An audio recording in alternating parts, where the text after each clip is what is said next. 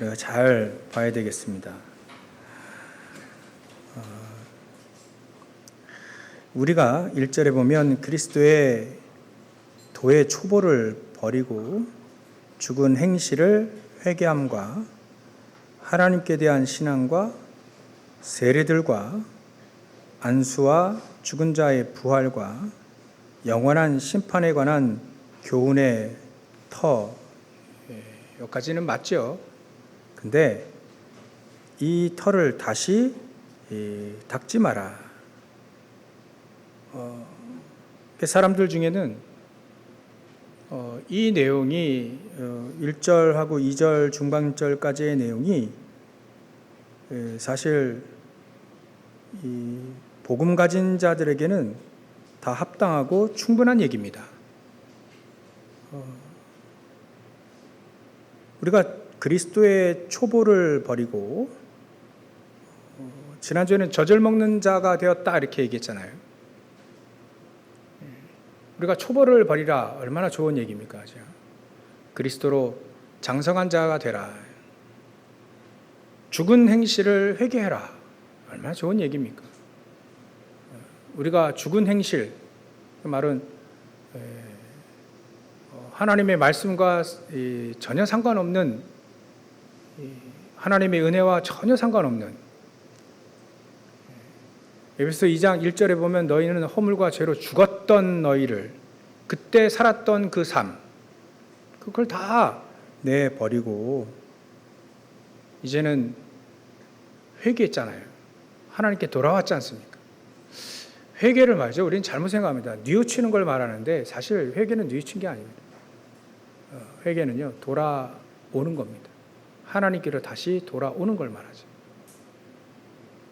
그러니까 감정적으로 생각하는 게 아니라 실질적으로 이 회개는 내 삶이 바뀌는 걸 말한다. 회개함과 하나님께 대한 신앙과 세례들과 안수와 또 죽은 자의 부활, 예수 그리스도께서 죽은 자 가운데서 다시 살아나셨지 않습니까? 또 영원한 심판에 대한 교훈, 이거는 우리가 알고 있는 것으로 충분하게 합당한 얘기입니다. 근데 여기서 다시 이 교훈의 털을 다시 닦지 말라 이거예요. 털을 다시 닦지 말라는 얘기는 우리의 털은 그리스도라 하지 않습니까? 우리는 그리스도를 믿고 또 우리에게 주시는 복음은 충분합니다. 완전합니다.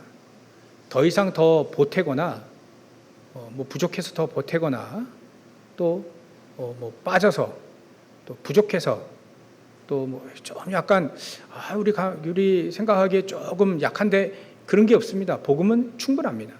완벽한 걸 주셨습니다. 근데 털을 다시 닦는 사람들이 있었다 얘기죠. 복음이 부족하다 그 생각으로 그래도 율법은 지켜야 되지 않겠냐, 그런 얘기를 하는 사람들이죠. 어설픈 율법을 얘기하게 되면요 망합니다. 유대인들이 그걸 보여주고 있지 않습니까? 어설픈 율법을 얘기하면 망해요. 그 유대인들이 있지 않습니까? 유대인도 아니면서 유대 법을 지키라고 강요하다가 이 사도 바울에게 한 소리 들은 거죠. 그게 갈라디아서 2장 내용입니다. 그래서 사도 바울이 그렇게 얘기하죠. 복음은 부족하지 않다. 그리스도는 부족하지 않다. 우리가 믿는 그리스도는 부족하지 않기 때문에 나는 그 그리스도를 믿는 믿음 안에 난 산다. 그거 가지고도 충분하다라고 얘기하는 거예요.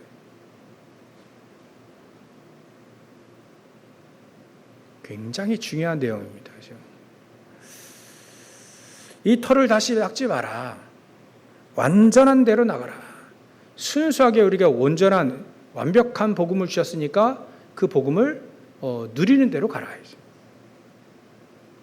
굉장히 쉬운 말인데요. 가룟 유다에게는 굉장히 어려운 말이에요. 이 말이.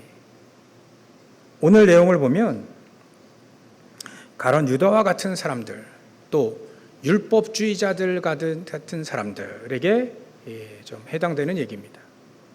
하나님께서 허락하시면 3절에 우리가 이것을 하리라. 4절 한번 빛을 받고 하늘의 은사를 맛보고 성령에 참여한 바가 되고 하나님의 선한 말씀과 내세의 능력을 맛보고도 타락한 자들. 가룟 유다가 예수님 따라다니면서 진짜 하나님 말씀도 들었습니다. 또 기적적인 기적을 맛봤습니다. 예수님 기적도 행하셨잖아요. 병자들이 낫고 오병이어 역사 그거 맛보기도 하고요. 그런데도 불구하고 이 가룟 유다는요 예수님을 부인했거든요. 사도 베드로는 믿었는데 이 사람이 위기가 갑자기 오니까 믿었는데 예수님을 부인한 거예요. 그 차원과 가룟 유다가 부인한 건 완전 다른 겁니다. 가룟 유다는요 처음부터 끝까지 예수님을 그리스도로 인정하지 않았습니다. 랍비요, 선생님이요. 베드로도요, 선생님이요 이렇게 얘기한 적이 있습니다. 근데 베드로는요 결정적인 고백할 때 주는 그리스도십니다. 하나님의 아들이십니다. 고백했습니다. 믿었다는 얘기죠. 예수님을 선생님으로 믿었던 모든 사람들은 예수님 십자가 달릴 때 다 도망갔습니다.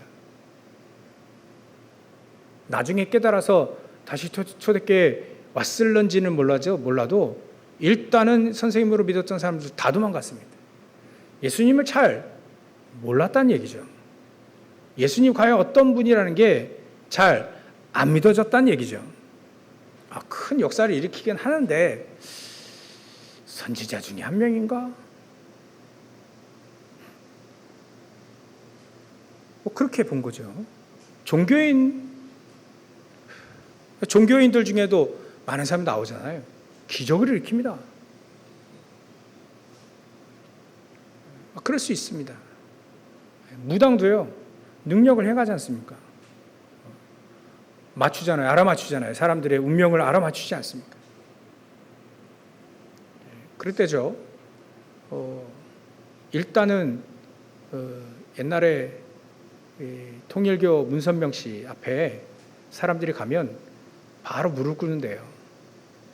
왜냐하면 다른 종교 얘기해서 죄송합니다만 일단은 그 상담으로 온 사람 과거, 현재, 미래를 싹 다 알아맞춘답니다. 진짜 무당처럼.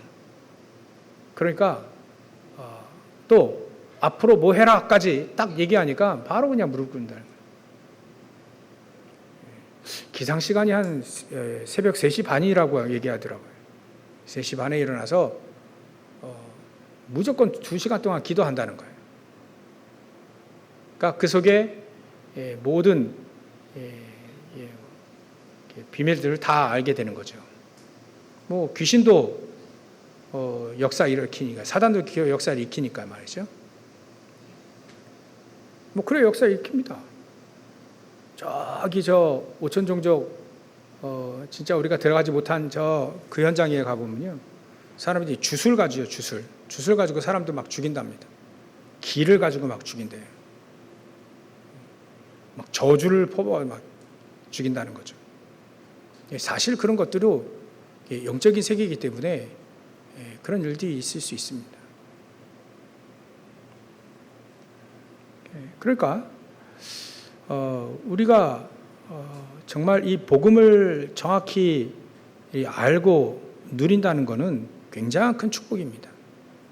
그렇지 못하다면 마치 가룟 유다와 같이 다 맛보고도, 예수님 따라다니면서 맛보고도 나중에 예수님을 이제 안 믿는 거죠. 결국은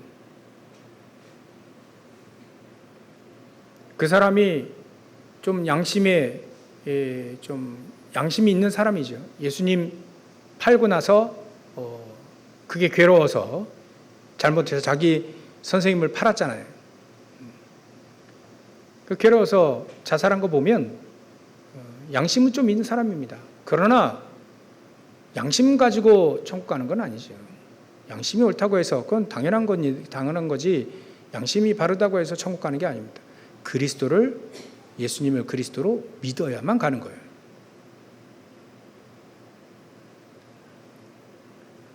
그러니까 이런 거 다 맛보고도 타락하고 또 가룟 유다와 같이 또 현장에도 그런 사람이 나와요. 다 맛보고도 이제 하나님 안 믿는 사람들이 나온다니까요.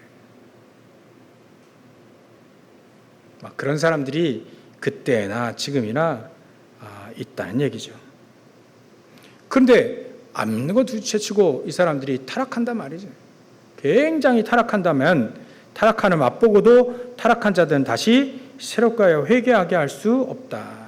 이는 그들이 하나님의 아들을 다시 십자가에 못 박는 것과 똑같이 하는 거예요.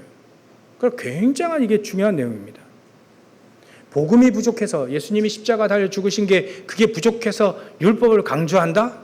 그거는 다시 예수님을 십자가에 다시 못 박는 것과 똑같다 이거예요. 그래서 우리가 복음을 정확히 알고 누린다는 건 굉장히 중요합니다. 결국은 7절, 8절에 보면 우리가 정확히 복음을 가지고 있으면 그에 합당한 열매를 맺게 되어진다는 얘기죠. 여러분도 오늘 완전한 대로 나아가라. 복음이 완전하기 때문에 그 복음의 완전한 그 복음을 믿고 믿음을 가지고 살아라 이 얘기죠. 우리 인간은요, 복음 아니면 살 수가 없습니다. 우리 인간은 로마서 3장 23절에 보면 모든 사람이 죄를 범하였으며 모든 사람이 죄를 범하였다. 죄를 범하였다 하니까 자범죄만 얘기하는데 사실은 죄 아래 있다는 말이죠. 원죄 아래 있다. 또 언제든지 자범죄를 지을 수 있는 죄의 권세 아래 있다 이거예요. 그만큼 우리는 육신을 가지고 있기 때문에 연약합니다. 그래서 모든 사람이 죄 가운데 빠져버렸다 이거예요.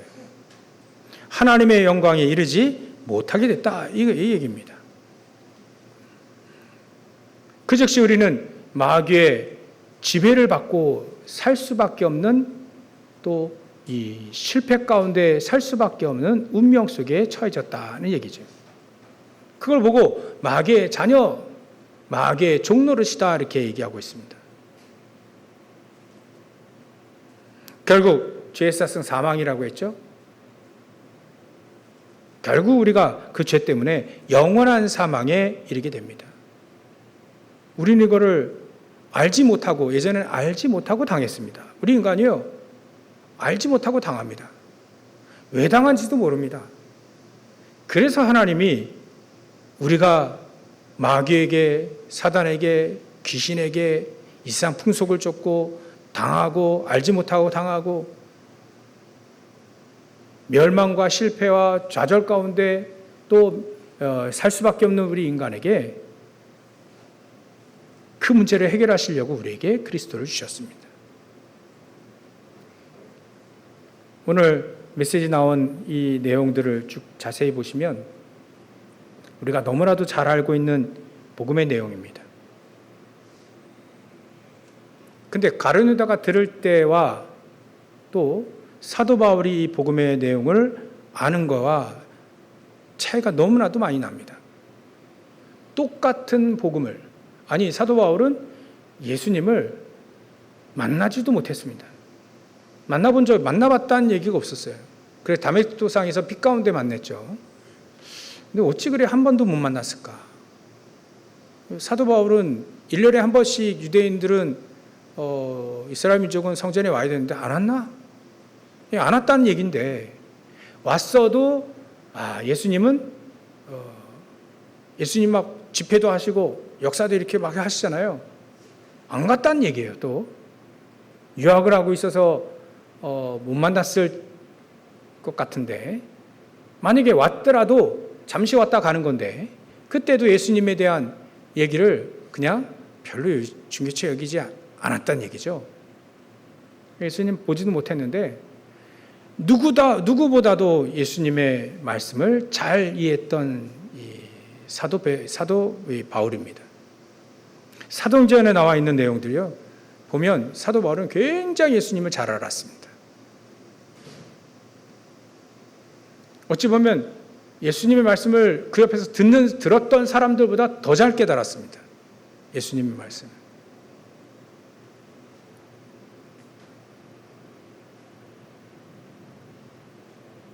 한 번도 보지 못했는데 그 그리스도의 이 축복을 이 사도 바울은 너무나도 잘 알고 있었다. 이 예수 그리스도는요, 모든 죄와 사망을 해결하시려고 이 땅에 육신을 입고 이 땅에 오셨습니다. 마귀의 권세를 완전히 깨뜨리시려고 이 땅에 오셨습니다.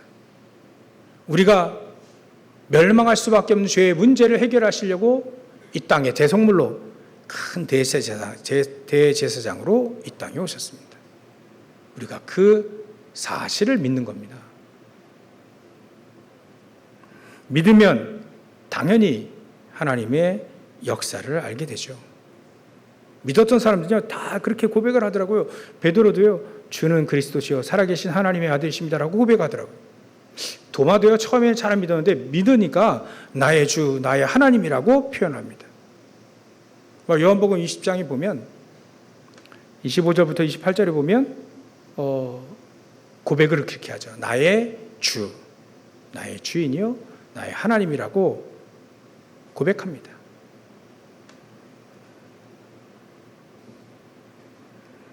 만났다 하면, 예수님을 만났다 하면, 눈으로 만나든 또 인격적으로 만나든 하여튼간 예수님을 알기만 한다면, 만났다면 그 인생이 완전히 바뀌어버립니다. 인생이 바뀌어버려요. 사람 자체가 바뀐다 이거죠. 만나면. 못 만나면요, 들어서는 모르겠죠. 들어서 알고 만나버리면 끝납니다. 구약의 기생 라합을 우리가 알지요. 기생 라합은 소문으로 들었습니다. 전능하신 여호와 하나님이 그의 자녀들을, 그의 백성들을 애굽에서 이끌어내셔서 40년 동안 광야에서 입히시고 먹이고 다 하고 이제는 이 가나안 땅으로 들어오게 한단다. 그 소문을 들었거든요. 소문을 들었는데 이 기생 라합은요, 소문으로 들은 것을 믿었습니다. 소문을 듣든 하여튼간 믿었어요.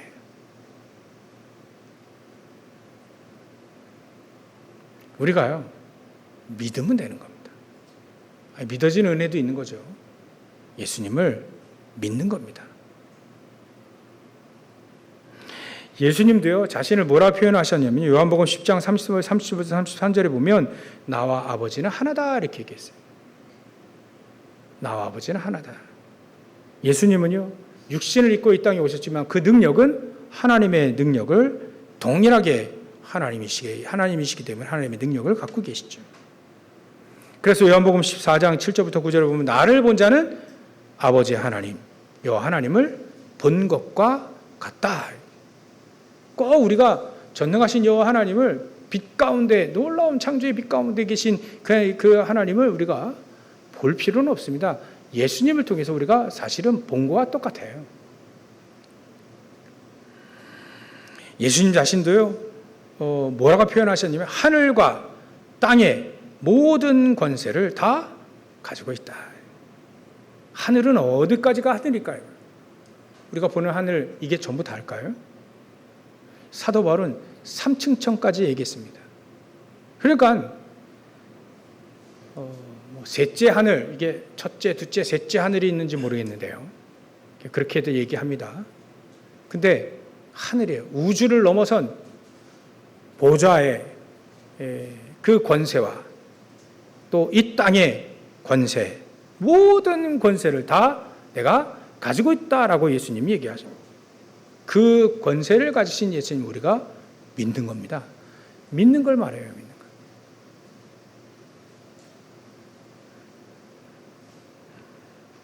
우리가 어떻게 믿느냐?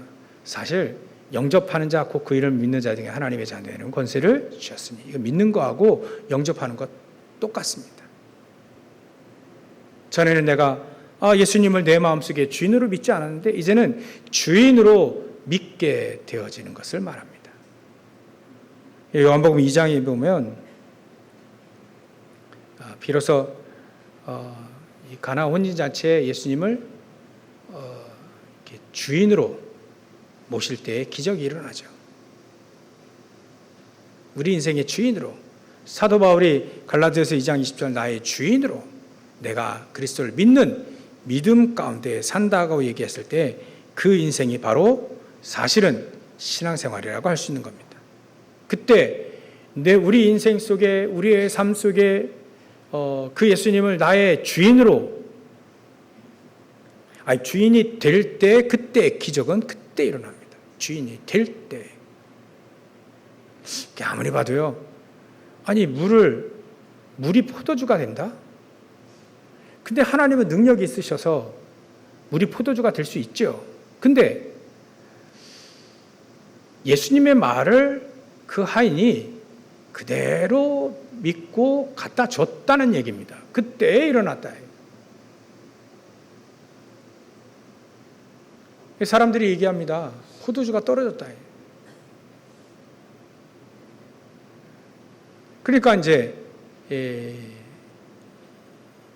모친인 마리아가 예수님께 얘기합니다. 포도주가 떨어졌습니다. 포도주가 떨어졌단다. 뭐 이렇게도 얘기했겠죠.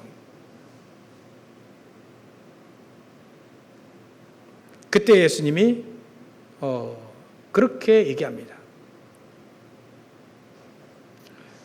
그 이스라엘 민족은 밥을 먹기 전에 집에 들어오 발을 씻거든요. 발을 씻는 항아리가 있습니다. 그 항아리에 싹 다 물을 채워라. 그리고 그 물을 떠서 그 연회장에 갖다 주라. 근데 그 하인이요, 그대로 하라 했거든요. 그 마리아가 그대로 하라 했어요. 그대로 하니까, 그대로 한다는 말이 뭘까요?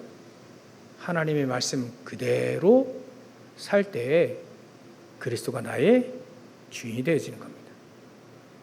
나의 생각을 하나님의 말씀 속에 넣지 말라는 겁니다. 나의 경험을 하나님의 말씀 속에 집어넣지 말라는 겁니다. 자꾸 그렇게 되면 또다시 복음이 부족하게 그렇게 여겨지기 때문에 또다시 예수님을 십자가에 못 박는 것 같다. 자꾸 그렇게 하면요, 급기야는 중세교회가 어떻게 얘기했습니까? 그리스도 예수를 믿으면 구원받잖아요. 죄 문제 해결되지 않습니까? 근데 면죄부, 속죄표 이거 사면 죄가 해결된다, 이렇게까지 얘기합니다. 그럼 어떻게 되죠? 그 속죄표 사면 죄가 해결됩니까? 그렇지 않잖아요. 또다시 속죄표를 들고 예수님을 십자가에 또 못 박아야 돼. 죄 문제는 속죄표 가지고 해결된 게 아니라 예수님이 십자가에 못 박히시고 죽으시고 부활하셔야만 우리의 죄 문제가 해결되는 거니까 그걸 안 믿는다 이거예요. 그러면 또다시 못 박혀야 된다. 그러니까 예수님이 다시 십자가에 못 박아 드러내놓고 그것을 욕되게 만드는 것과 같다. 이제. 정말 우리가 복음을 정확히 안다는 건 굉장히 중요합니다. 자꾸 복음을 비슷하게 또 틀리게 다른 복음을 자꾸 얘기하다 보면 우리가 이런 결과가 온다. 그럼 어떻게 됩니까? 결국 그 복음을 믿지 않기 때문에 천국에 들어가지 못하겠죠. 그래서 우리는요, 오늘 생각을 해봐야 됩니다.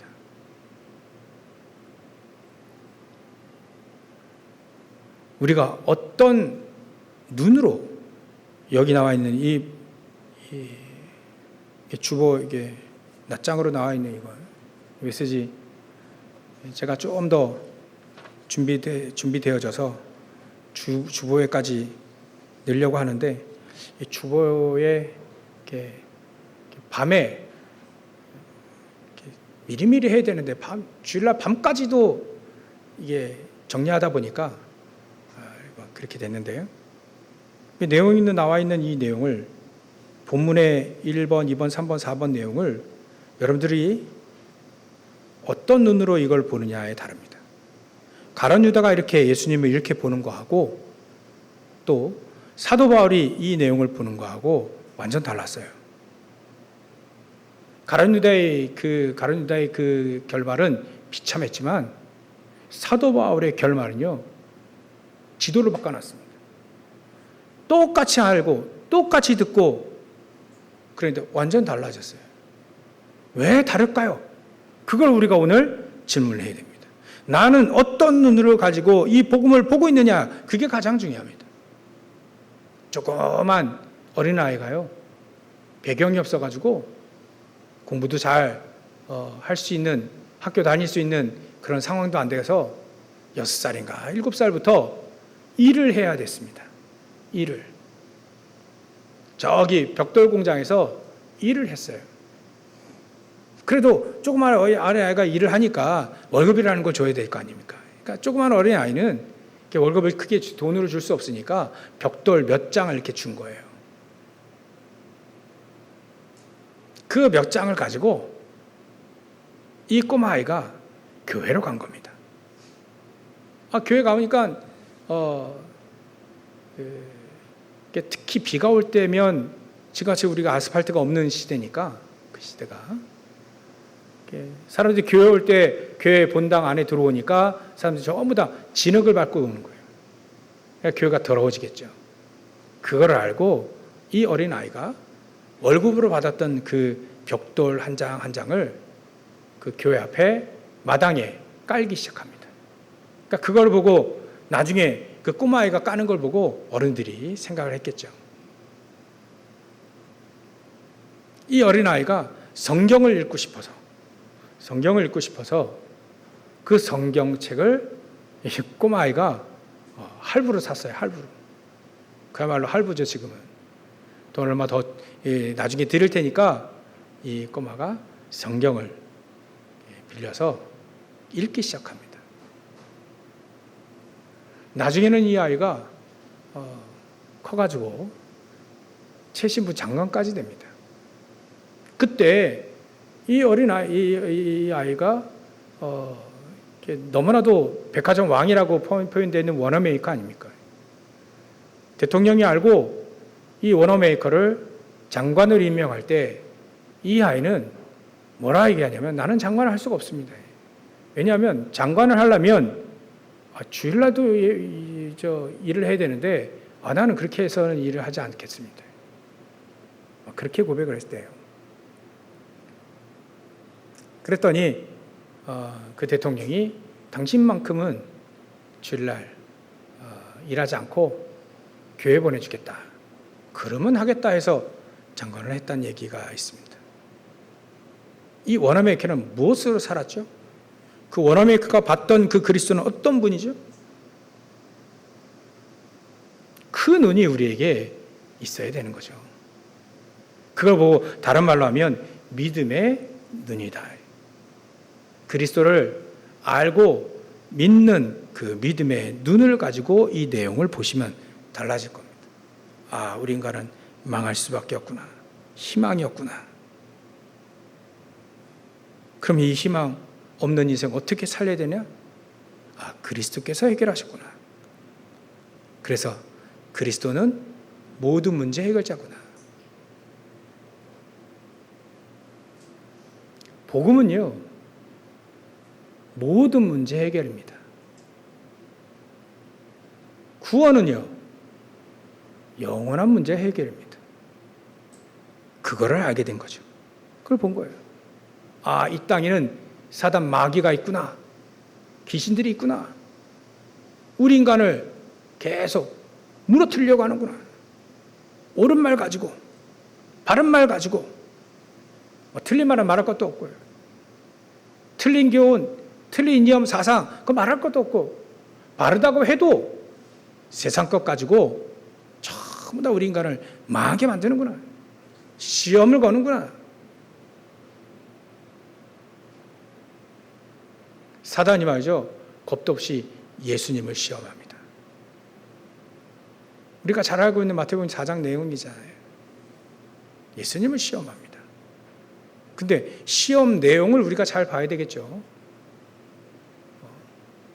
빵같이 생긴 돌 가지고 이걸 빵을 먹어봐라. 빵을 만들어서 먹어라.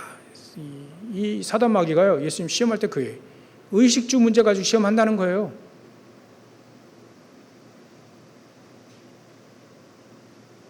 또요. 높은 데 올라가지고 뛰어내봐라. 명예심을 자극하죠. 명예심. 야, 네가 누군지 아냐? 네가 사장이야. 예수님께 네가 그리스도 아니냐? 그만 뛰어내리면 천사가 딱 바칠 거 아니냐?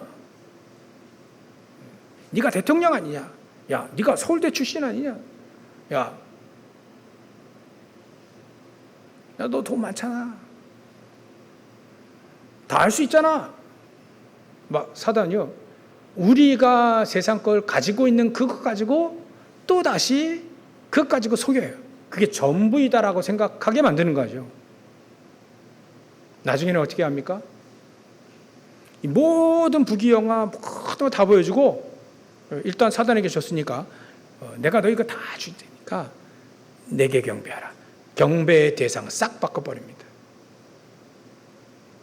그 바꾸려고 그렇게 시험한 거예요. 우리 결국 세 가지 시험이 우리에게도 동일한 시험 아니겠습니까? 의식주 문제 시험 걸려요. 또 명예심 시험 걸려요. 야, 내가 누군데?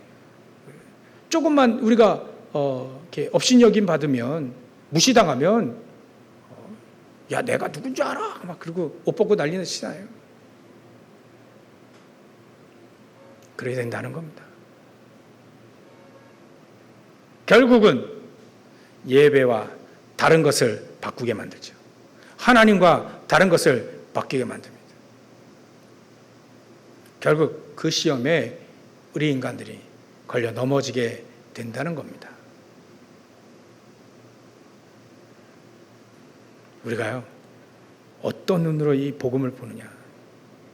여러분들 잘 알고 있는 1번, 2번, 3번, 4번 너무나도 잘 알고 있는, 너무나도 수백 번, 수천 번 들었던 내용입니다. 근데 오늘 어떤 눈으로 이 내용을 보느냐. 그게 가장 중요합니다.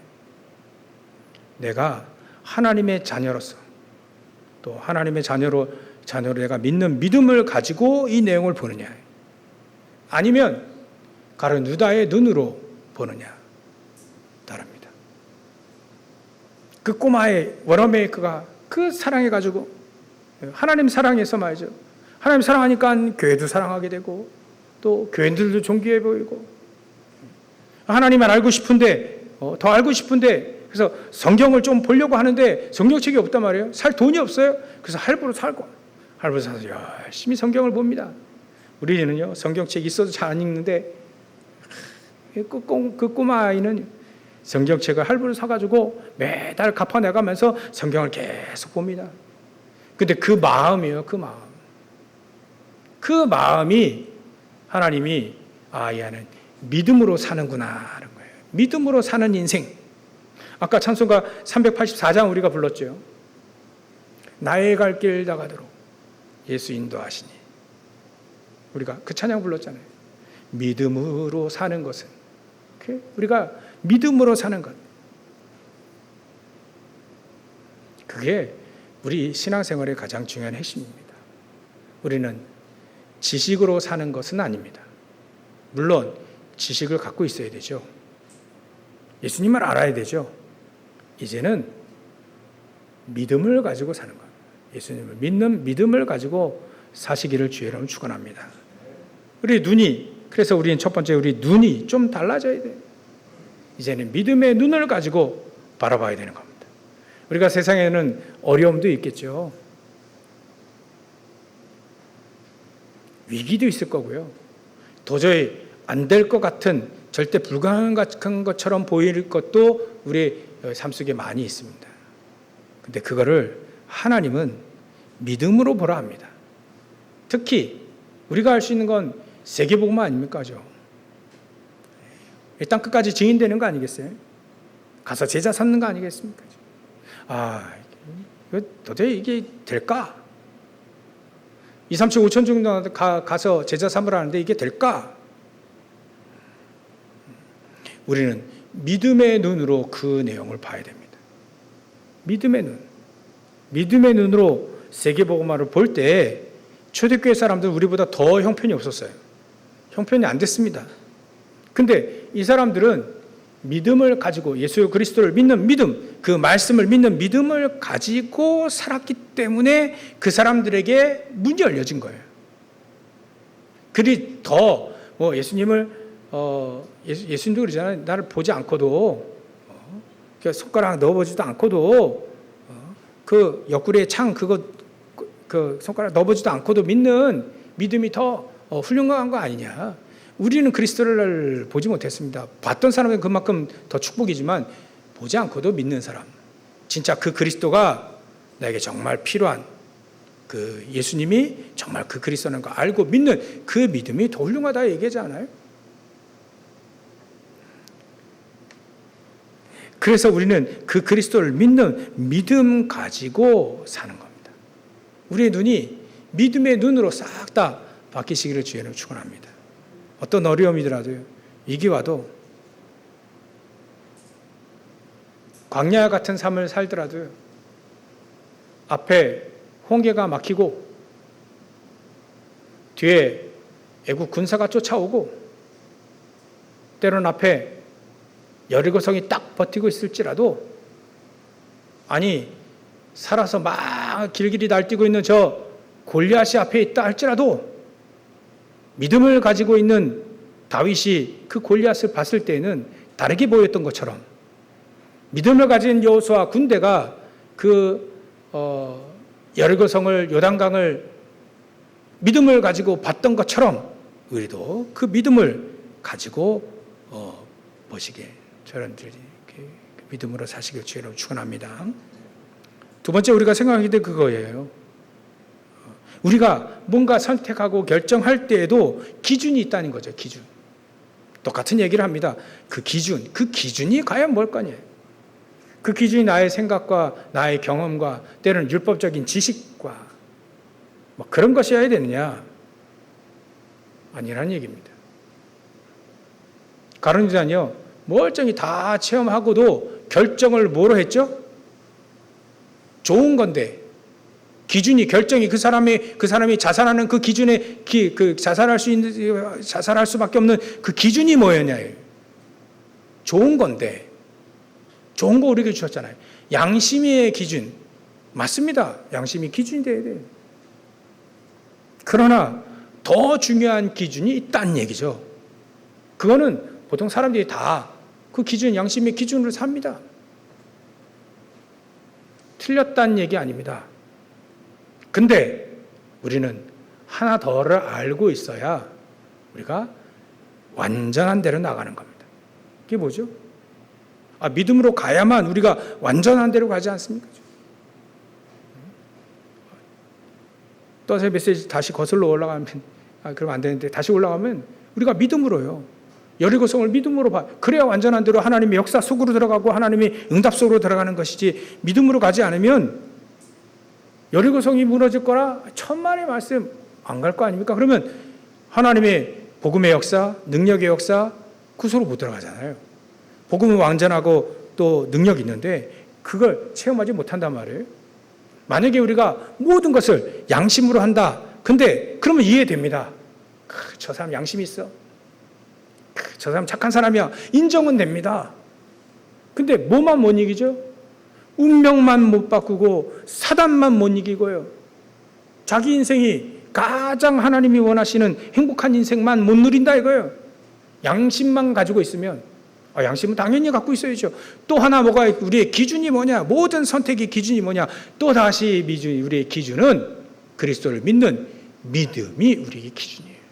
하나님 우리를 절대로 버리지 아니하신다는 그것을 우리의 기준 삼아야 됩니다. 절대 버리지 않아요.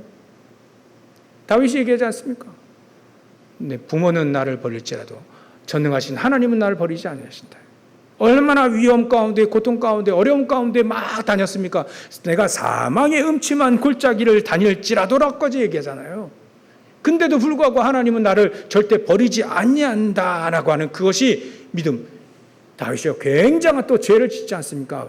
밧세바 취하고 밧세바의 남편 우리야 죽는데 몰아넣고 얼마나 나쁜 짓이 아닙니까? 그때도요, 시편 58편을 쭉 보면 이 다윗이 그것만 놓치지 않아요. 하나님 나를 버리지 아니하신다. 그 어떤 흉악한 죄를 져도요, 하나님은 우리를 버리지 아니하십니다. 하나님 우리를 버리지 않는다. 그것을 삶의 믿음의 기준으로 딱 붙잡은 겁니다. 절대 나를 버리시지 아니하신 하나님, 그 기준으로 삼은 거예요. 그 믿음, 하나님을 믿는 믿음, 그거. 이 땅에서 우리가 죄를 지으면 당연히 형벌을 받고 또 형기를 맞춰서 해야 되지만 그건 당연한 거죠. 하나님은요, 하나님의 자녀를 용서하십니다.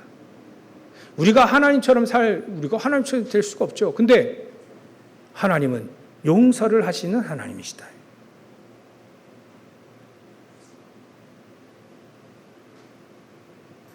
다윗이 하나님 앞에 내가 하나님께만 죄를 졌다. 시편 51편 쭉 얘기를 보고 이렇게 읽어보시면 그 얘기. 내가 주께만 범죄하였다. 그게 하나님을 믿는 믿음. 하나님이 나를 떠나면 난 절대 안 된다는 거예요. 하나님이 나를 떠나시면 절대 안 된다는, 그게 간절히 그 안에 포함되어 있습니다. 하나님은 절대로 우리를 버리지 아니하십니다. 우리를 떠나지 않으십니다. 어떤 선택을 하든 어떤 결정을 할 때도 그 믿음이 우리의 기준이 되어야 됩니다. 하나님은 우리와 함께 하시고 영원히 함께 하시고요, 세상 끝날까지 함께 하시고 또 함께 하려고 또 불렀고 말이죠. 그게 마가복음 13장 13절 15절, 마태복음 28장 18절부터 20절 다 나와 있어요. 우리와 함께 하시는 거, 절대 떠나지 아니하시는 거, 그걸 믿는 믿음, 그거 가지고 우리가 아무리 어려움 당하고 아무리 실패한 자리에 있어도 하나님 우리를 떠나지 않으십니다. 우리를 버리지 아니하십니다. 그게 간절히 믿어지는 믿음, 그게 우리의 기준이 되어야 된다는 거예요. 그래야 됩니다. 그게 우리의 기준이 되어야 터가 바뀌지 않습니다. 터를 잡고 사람들이 자꾸 이 사도 바울도 터를 다시 닦지 말아라. 그리스도로 충분하다 이거예요. 하나님의 은혜로 충분하다. 다시 뭘 하려고 하지 마라. 복음은 충분하고 모든 것 되고 완전하다. 그거 가지고도 뭐 더 첨가해서 우리가 신앙생활이 더 잘 된다, 열심도 사실은 첨가하지 말아라 이게. 정확히 아는 게 중요하고 누리는 게 중요하지, 열심은 그 다음이죠. 기준이 될 수 없다는 얘기입니다.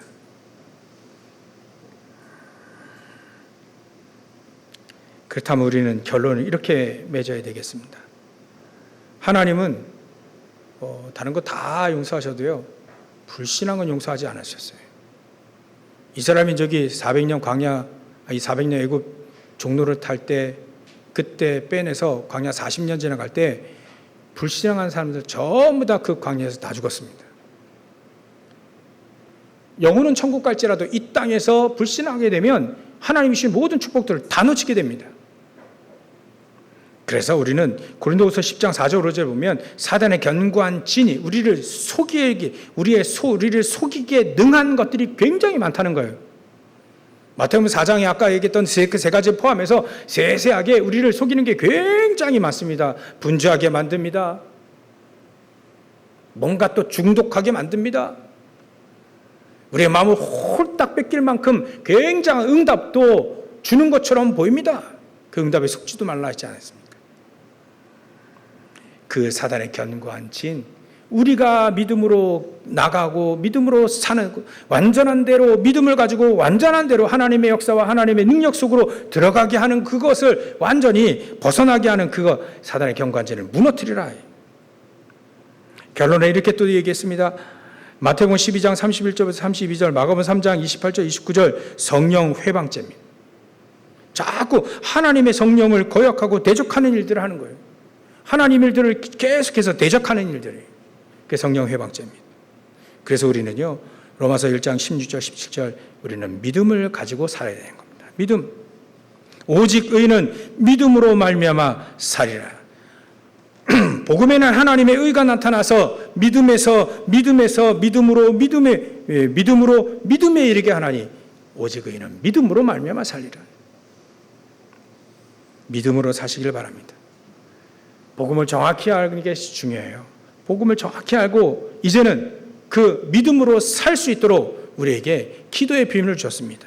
그 기도의 비밀을 누리게 되면 반드시 보좌의 축복이 여러분들에게 임하고 그 능력이 임하게 되고 세상을 살리고 또 세상을 정복할 수 있는 승리의 삶을 살게 되는 것입니다. 그래서 이렇게 마무리하면요, 여러분들 혹시 뮤지션이라고 들어보셨죠? 뮤지션. 음악으로 자기의 인생을 말하는 사람들을 말합니다. 화가는 어떤 사람이죠? 그림으로 자기의 인생을 말하는 사람이에요. 화가가 아무리 말빨이 좋아도요, 그림을 잘 못 그리면 아무 소용이 없습니다. 화가는 그림으로. 우리는 그리스도화 되어진 사람이에요. 그리스도로 말하는 사람입니다. 내가 내 안에 그리스도로 충분하고 모든 것에서 그리스도로 모든 것이 되어지는 사람. 그게 우리가 완전한 대로 나아가는 사람이죠.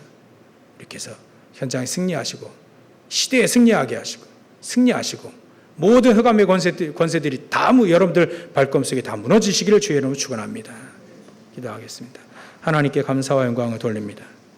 하나님, 오늘도 믿음으로 살 수 있는, 이제 그리스도를 믿는 믿음, 우리의 터가 그리스도인데 그리스도를 믿는 믿음 가지고 완전한 대로 나아갈 수 있도록 역사하시니 감사와 영광을 돌립니다. 우리의 발걸음 통해 흑암 무너지고 믿음으로 살 때 또 믿음의 역사들이 곳곳마다, 보좌의 능력의 역사들이 곳곳마다 일어날 수 있도록 역사해 주시옵소서. 그리스도인으로 그리스도로 충분한 저희들 될 수 있도록 역사하시고 축복해 주시옵소서. 거룩하신 예수님의 이름으로 기도하옵나이다. 아멘. 우리 찬송가 406장 찬양하시면서 준비하신 예배 드리겠습니다.